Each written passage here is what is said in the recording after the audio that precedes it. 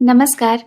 प्रस्तुत है मुंशी प्रेमचंद जी के द्वारा लिखा हुआ उपन्यास गोदान का 38वां और आखिरी भाग। आगे बढ़ने के पहले जानते हैं पिछली भाग की कहानी। सिलिया अपने बच्चे के साथ होरी के घर के पिछले हिस्से में रहती है। एक दिन गांव में ओले गिरने लगते हैं। उसका बच्चा खूब ओला खा लेता है और निमोनिया से मर जाता है। माता दिन छुप छुप कर बच्चे को देखा करता था।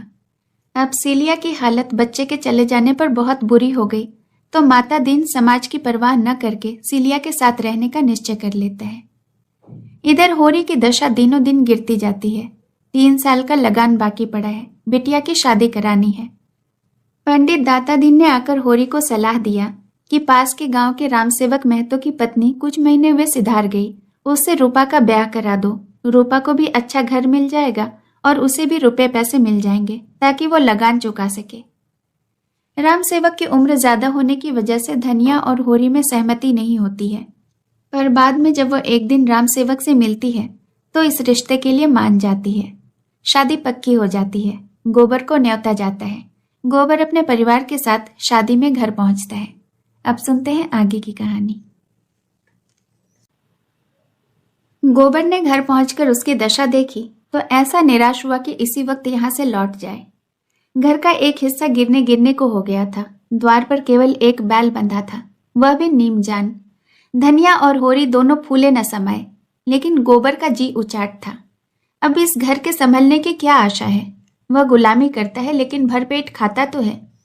केवल एक ही मालिक का तो नौकर है। यहाँ तो जिसे देखो वही रौब जमाता है। गुलामी है पर सूखी। मेहनत करके अनाज पैदा करो और जो रुपए मिले वह दूसरे को दे दो। आप बैठे राम राम करो। दादा ही का कलेजा है जो यह सब सहते हैं। उससे तो एक दिन भी न सहा जाए। और यह दशा कुछ होरी की ही न थी, सारे गांव पर ऐसी विपत्ति थी। ऐसा एक आदमी भी नहीं जिसकी सूरत रोनी न हो, मानो उनके प्राणों की जगह वेदना ही बैठी उन्हें कठपुतलियों की तरह नचा रही हो। चलते फिरते थे, काम करते थे, पीसते थे, घुटते थे, इसीलिए कि पीसना और घुटना उनकी तकदीर में लिखा था। जीवन में न कोई आशा है न उमंग, जैसे उनके जीवन के सोते सूख गए हों और सारी हरियाली मुरझा गई हो। जेठ के दिन है, अभी तक खलिहानों में अनाज मौजूद है, मगर किसी के चेहरे पर खुशी नहीं। बहुत कुछ तो खलिहान में ही तुलकर महाजनों और कारिंदों की भेंट हो चुका है, और जो कुछ बचा है वह भी दूसरों का है। भविष्य अंधकार की भांति उनके सामने है। उन्हें कोई रास्ता नहीं सूझता। उनकी सारी चेतनाएं शिथिल हो गई हैं। द्वार पर मानो कूड़ा जमा है, दुर्गंध उड़ रही है, मगर इनकी नाक में न गंध है न आंखों में ज्योति। सरे शाम द्वार पर गीदड़ रोने लगते हैं, मगर किसी को गम नहीं। सामने जो कुछ मोटा झोटा आ जाता है वह खा लेते हैं, उसी तरह जैसे इंजन कोयला खा लेता है। उनके बैल चूनी चोकर के बगैर नाद में मुंह नहीं डालते, मगर उन्हें केवल पेट में कुछ डालने को चाहिए। स्वाद से उन्हें कोई प्रयोजन नहीं। उनकी रसना मर चुकी है। उनके जीवन में स्वाद का लोप हो गया है। उनसे ढेले ढेले के लिए बेईमानी करवा लो, मुट्ठी भर अनाज के लिए लाठियां चलवा लो। पतन की वह इंतहा है जब आदमी शर्म और इज्जत को भी भूल जाता है। लड़कपन से गोबर ने गांवों की यही दशा देखी थी और उसका आदी हो चुका था, पर आज 4 साल के बाद उसने जैसे यह नई दुनिया देखी। भले आदमियों के साथ रहने से उसकी बुद्धि कुछ जग उठी है। उसने राजनीतिक जलसों में पीछे खड़े होकर भाषण सुने हैं। उनके अंग अंग में विधा है। उसने सुना है और समझा है कि अपना भाग्य खुद बनाना होगा। अपनी बुद्धि और साहस से इन आफतों पर विजय पाना होगा। कोई देवता, कोई गुप्त शक्ति उसकी मदद करने न आएगी, और उसमें गहरी संवेदना सजग हो उठी है। अब उसमें वह पहले किसी उद्दंडता और गुरूर नहीं, वह नम्र और उद्योगशील हो गया है। जिस दशा में पड़े हो उससे स्वार्थ और लोभ के वश में होकर क्यों बिगाड़ते हो? दुख ने तुम्हें एक सूत्र में बांध दिया है। बंधुत्व के इस दैवी बंधन को क्यों अपने तुच्छ स्वार्थों से तोड़े डालते हो? उस बंधन को एकता का बंधन बना लो। इस तरह के भावों ने उसकी मानवता को पंख से लगा दिए। संसार का ऊंच नीच देख सकने के बाद निष्कपट मनुष्य में जो उदारता आ जाती है, वह अब मानो आकाश में उड़ने के लिए पंख फड़फड़ा रही है। होरी को अब वह कोई भी काम करते देखता तो उसे हटाकर खुद करने लगता, जैसे पिछले दुर्व्यवहार की प्रायश्चित करना चाहता हो। कहता है, दादा अब ऐसी कोई चिंता मत करो, सारा भार मुझ पर छोड़ दो। मैं अब हर महीने खर्च भेजूंगा। इतने दिन तो मरते खपते रहे, अब कुछ दिन तो आराम कर लो। मुझे धिक्कार है कि मेरे रहते तुम्हें इतना कष्ट उठाना पड़े। और होरी के रोम रोम से बेटे के लिए आशीर्वाद निकल जाता है। उसे अपने जीर्ण देह में दैवी स्फूर्ति का अनुभव होता है। वह इस समय अपने कर्ज का ब्यौरा कहकर उसकी उठती जवानी पर चिंता की बिजली क्यों गिराए। वह आराम से खाए पिए जिंदगी का सुख उठाए। मरने खपने के लिए वह तैयार है। यही उसका जीवन है। राम राम जप कर वह जी भी तो नहीं सकता। उसे तो फावड़ा और कुदाल ही चाहिए। राम नाम की माला फेरकर उसका चित्त शांत न होगा। गोबर ने कहा, कहो तो मैं सबसे किश्त बंधवा लूं और हर महीने महीने देता जाऊंगा। सब मिलाकर कितना होगा? होरी ने सिर हिलाकर कहा, नहीं बेटा, तुम काहे को तकलीफ उठाओगे? तुम्ही को कौन बहुत मिलते हैं। मैं सब देख लूंगा। जमाना इसी तरह थोड़े ही रहेगा। रूपा चली जाती है, अब कर्ज ही तो चुकाना है। तुम कोई चिंता मत करना। खाने पीने का संयम रखना। अभी देह बना लोगे तो सदा आराम से रहोगे। मेरी क्या, मुझे तो मरने खपने की आदत पड़ गई है। मैं अभी तुम्हें खेती में नहीं जोतना चाहता बेटा। मालिक अच्छा मिल गया है। उसकी कुछ दिन सेवा कर लोगे तो आदमी बन जाओगे। वह तो यहाँ आ चुकी हैं, साक्षात देवी हैं। ब्याह के दिन भी आने को कहा है। हमारे सिर आंखों पर आए। ऐसे भले आदमियों के साथ रहने से पैसे चाहे कम भी मिले, लेकिन ज्ञान बढ़ता है और आंखें खुलती हैं। उसी वक्त पंडित दाता दीन ने होरी को इशारे से बुलाया और दूर ले जाकर कमर से 100-100 के 2 नोट निकालते हुए बोले, तुमने मेरी सलाह मान ली, बड़ा अच्छा किया। दोनों काम बन गए। कन्या से भी उरीन हो गए और बाप दादों की निशानी भी बच गई। मुझसे जो कुछ हो सका मैंने तुम्हारे लिए कर दिया। अब तुम जानो, तुम्हारा काम जाने। होरी ने रुपए लिए तो उसका हाथ कांप रहा था। उसका सिर ऊपर न उठ सका। मुंह से एक शब्द न निकला। जैसे अपमान के अथाह गड्ढे में गिर पड़ा और गिरता ही जा रहा हो। आज 30 साल तक जीवन से लड़ते रहने के बाद वह परास्त हुआ है, और ऐसा परास्त हुआ कि मानो उसको नगर के द्वार पर खड़ा कर दिया है और जो आता है उसके मुंह पर थूक देता है। वह चिल्ला चिल्ला कर कह रहा है, भाइयों में दया का पात्र हूं। मैंने नहीं जाना जेठ की लू कैसी होती है, माघ की वर्षा कैसी होती है। इस देह को चीर कर देखो, इसमें कितना प्राण रह गया है, कितने जख्मों से चूर, कितने ठोकरों से कुचला हुआ। उससे पूछो, कभी तूने विश्राम के दर्शन किए? कभी तो छाह में बैठा? उस पर यह अपमान, और अब भी वह जीता है, कायर, लोभी, अधम। उसका सारा विश्वास जो अगाध होकर स्थूल और अंधा हो गया था, मानो टूक टूक उड़ गया। दाता दीन ने कहा, तो मैं जाता हूं, न हो तो तुम इसी वक्त नोखेराम के पास चले जाओ। होरी दीनता से बोला, चला जाऊंगा महाराज, मगर मेरी इज्जत तुम्हारे हाथ है। 2 दिन तक गांव में खूब धूमधाम रही। बाजे गाजे गाना बाना सब हुआ। रूपा रो धोकर विदा हो गई, मगर होरी को किसी ने घर से निकलते न देखा। ऐसा छिप बैठा था जैसे मुंह में कालिख लग गई हो। मालती के आ जाने से चहल पहल और बढ़ गई। दूसरे गांव की स्त्रियां भी आ गईं। गोबर ने अपने शील स्नेह से सारे गांव को मुग्ध कर लिया है। ऐसा कोई घर न था जहां वह अपने मीठे व्यवहार की याद न छोड़ गया हो।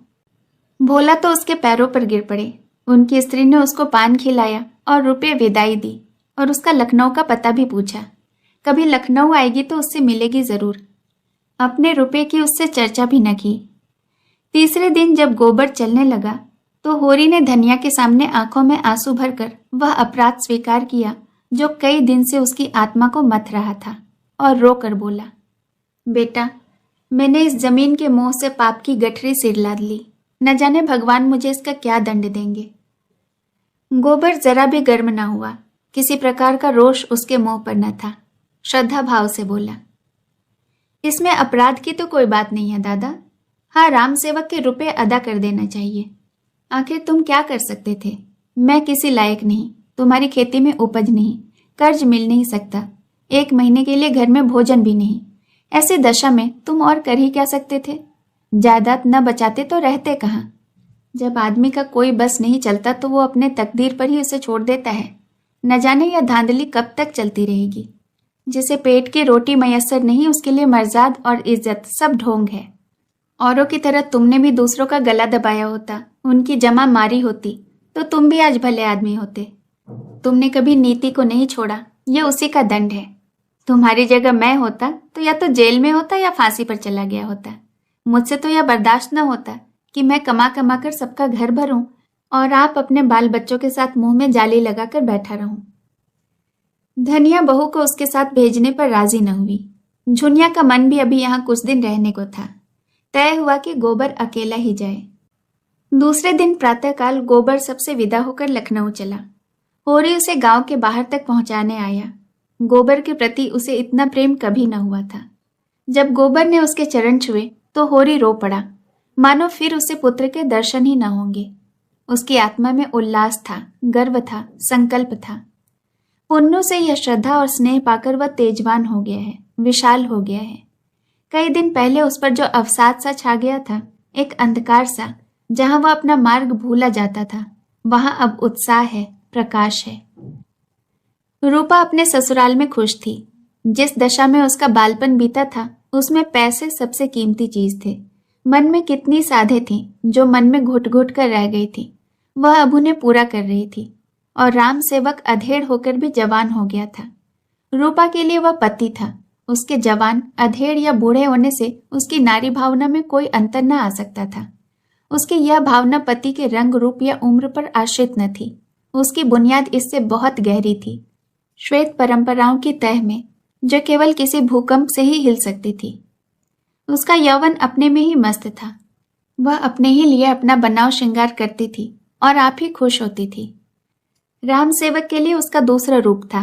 तब वह गृहिणी बन जाती थी, घर के कामकाज में लगी हुई। अपनी जवानी दिखाकर उसे लज्जा या चिंता में न डालना चाहती थी। किसी तरह की अपूर्णता का भाव उसके मन में न आता था। अनाज से भरे हुए बखार और गांव में सिवान तक फैले हुए खेत और द्वार पर ढोरों की कतारें किसी प्रकार की अपूर्णता को उसके अंदर आने ही न देती थी।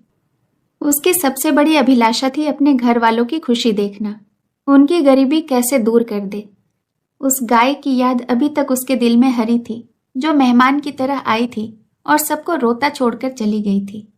वह स्मृति इतने दिनों बाद अब और भी मृदु हो गई थी। अभी उसका निजत्व इस घर में जमने न पाया था। वही पुराना घर उसका अपना घर था। वहीं के लोग अपने आत्मीय थे। उन्हीं का दुख उसका दुख और उन्हीं का सुख उसका सुख था। इस द्वार पर ढोरों का एक रेवड़ देखकर उसे वह हर्ष न हो सकता था जो अपने द्वार पर एक गाय को देखकर होता था। उसके दादा की यह लालसा कभी पूरी न हुई। जिस दिन वह गाय आई थी, उन्हें कितना उत्साह हुआ था, जैसे आकाश से कोई देवी आ गई हो। तब से फिर उन्हें इतनी समाई ही न हुई कि कोई दूसरी गाय लाते। पर वह जानती थी, आज भी वह लालसा होरी के मन में उतनी ही सजग है। अब कि वह जाएगी तो साथ धोरी गाय को जरूर लेती जाएगी। नहीं, अपने आदमी से क्यों न भिजवा दे। राम सेवक से पूछने की देर थी, मंजूरी हो गई और दूसरे दिन एक अहिर के मार्फत रूपा ने गाय भेज दी। अहिर से कहा कि दादा से कह देना मंगल के दूध पीने के लिए भेजी है। होरी भी गाय लेने की फिक्र में था। यूं अभी उसे गाय की कोई जल्दी न थी, मगर मंगल यही है और बिना दूध पिए कैसे रह सकता है।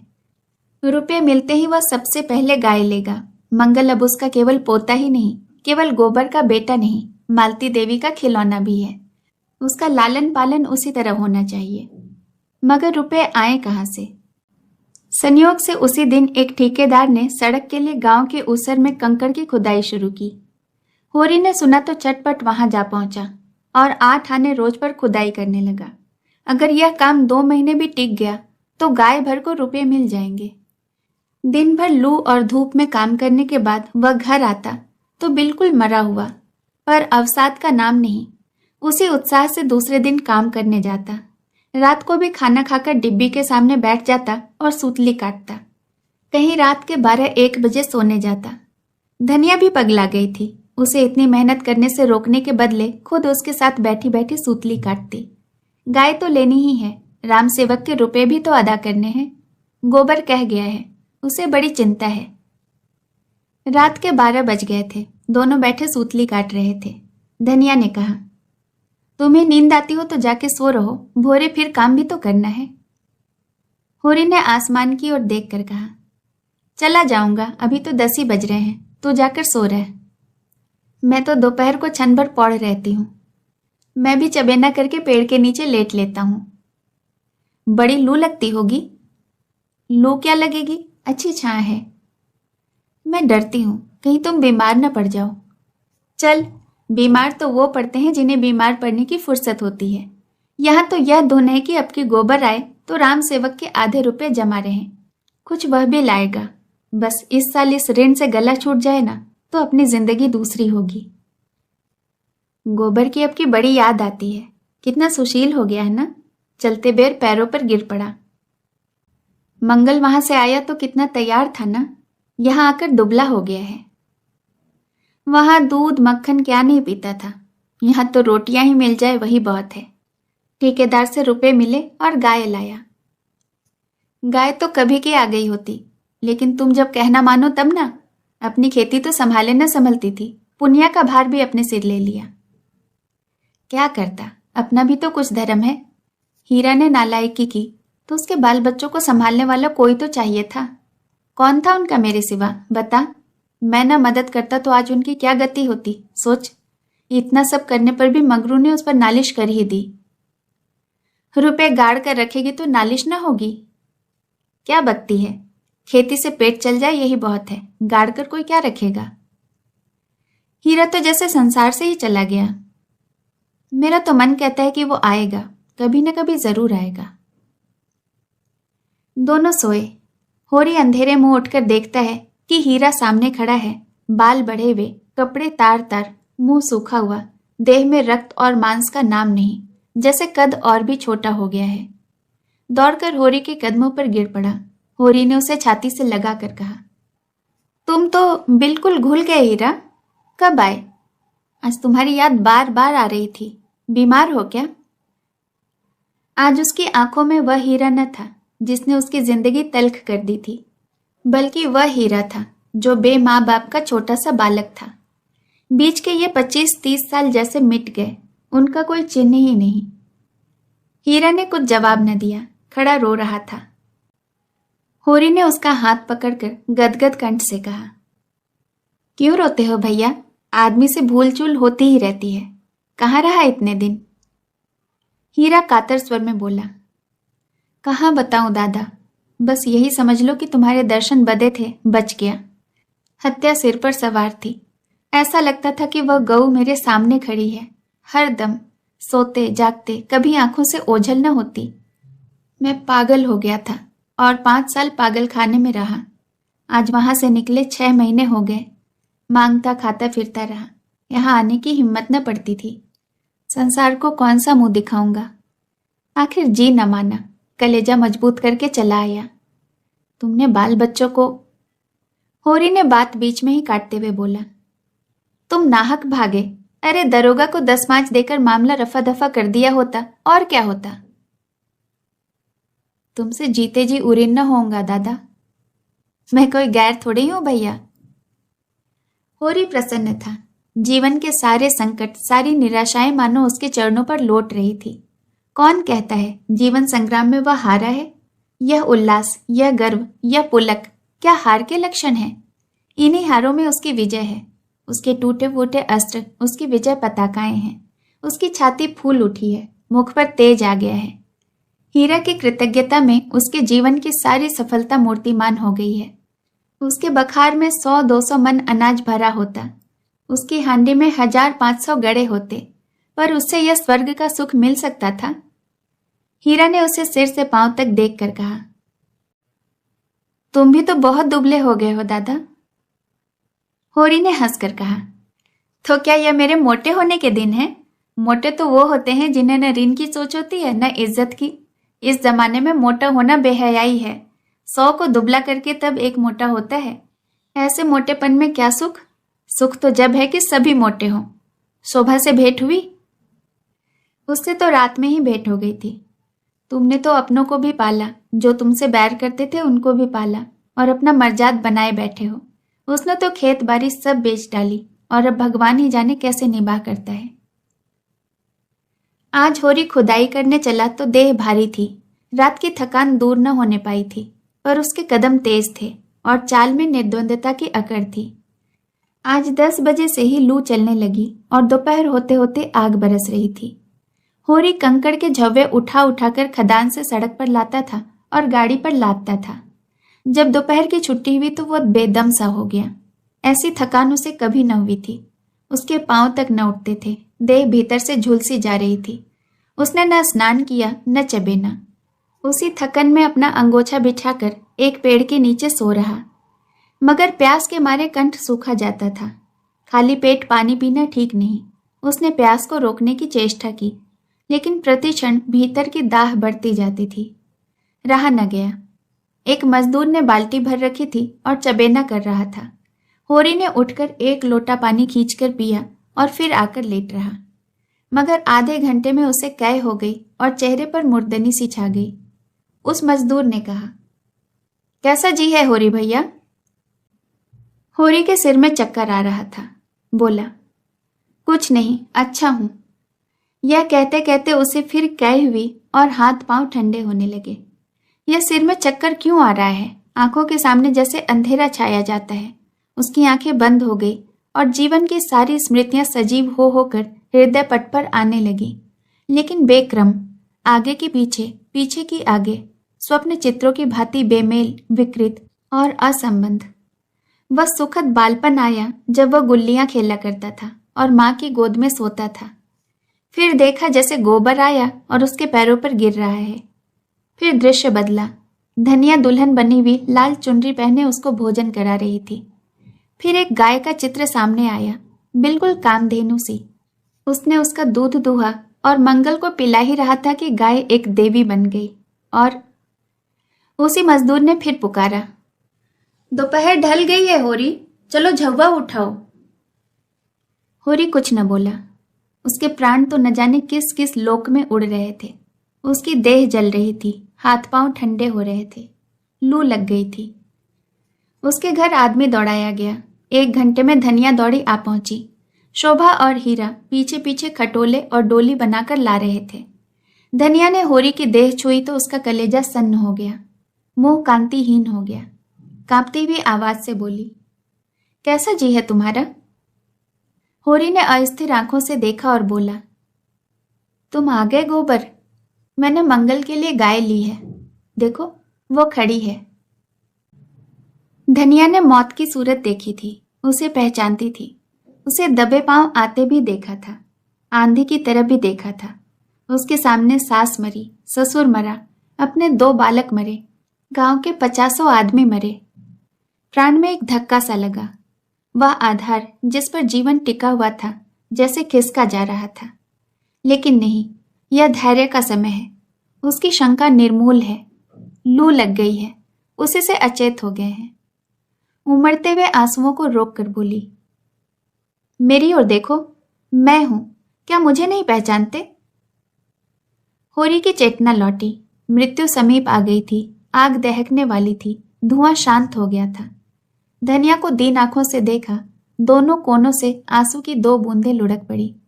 क्षीण स्वर में बोला, मेरा कहा सुना माफ करना धनिया, अब जाता हूं।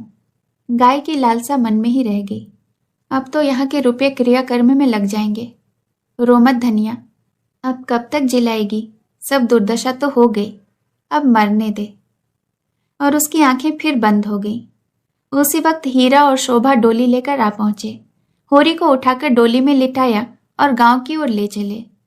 गांव में यह खबर हवा की तरह फैल गई। सारा गांव जमा हो गया। होरी खाट पर पड़ा शायद सब कुछ देखता था, सब कुछ समझता था, पर जबान बंद हो गई थी। हाँ, उसकी आंखों के बहते हुए आंसू बतला रहे थे कि मोह का बंधन तोड़ना कितना कठिन हो रहा है। जो कुछ अपने से नहीं बन पड़ा, उसी के दुख का नाम तो मोह है। पाले हुए कर्तव्य और निपटाए हुए कामों का क्या मोह? मोह तो उन अनाथों को छोड़कर जाने में है जिनके साथ हम अपना कर्तव्य न निभा सके, उन अधूरे मंसूबों में है जिन्हें हम पूरा न कर सके। मगर सब कुछ समझकर भी धनिया आशा की मिटती हुई छाया को पकड़े हुई थी। आंखों से आंसू गिर रहे थे, मगर यंत्र की भांति दौड़ दौड़कर कभी आम भूनकर पन्ना बनाती, कभी होरी की देह में गेहूं की भूसी से मालिश करती। क्या करे, पैसे नहीं है, नहीं किसी को भेजकर डॉक्टर बुलाती। हीरा ने रोते हुए कहा, भाभी दिल कड़ा करो, गोदान करा दो, दादा चले। धनिया ने उसकी ओर तिरस्कार की आंखों से देखा। अब वह दिल को और कितना कठोर करे? अपने पति के प्रति उसका जो कर्म है, क्या वह उसको बताना पड़ेगा? जो जीवन का संगी था, उसके नाम को रोना ही क्या उसका धर्म है? और कई आवाजें आईं। हाँ, गोदान करा दो, अब यही समय है। धनिया यंत्र की भांति उठी। आज जो सुतली बेची थी उसके 20 आने पैसे लाई थी और पति के ठंडे हाथ में रखकर सामने खड़े दाता दीन से बोली, महाराज, घर में न गाय है न बछिया न ही पैसा, यही पैसे हैं, यही इनका गोदान है। और पछाड़ खाकर गिर पड़ी। आप सुन रहे थे मुंशी प्रेमचंद जी के द्वारा लिखा हुआ उपन्यास गोदान। इस उपन्यास में अंत तक मेरे साथ बने रहने के लिए आपका बहुत बहुत धन्यवाद।